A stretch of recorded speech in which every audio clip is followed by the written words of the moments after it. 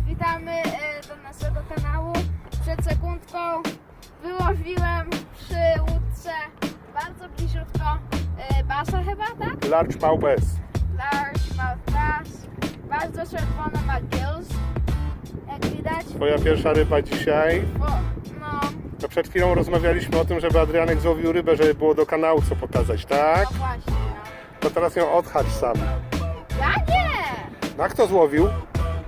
A ty odhaczałeś moje szczupaki? Nie. No widzisz. Ty możesz odrasać. Ja nie chcę popsuć rybek naszych. Ale jestem taki dumny z siebie. Złowiłem taką ładną rybkę. Możemy ją wziąć, proszę? Dobra, a ja nie chcę mandatów płacić, a to jest kanał jak nie złowić ryby. Okej, to nic. A ta dłuższego nie mogę wziąć. Trzecia rybka dnia. Na początku to jest filmik 5 z tej serii. 5 albo 6 chyba 5. Czego tutaj nie możemy wziąć? Za mała?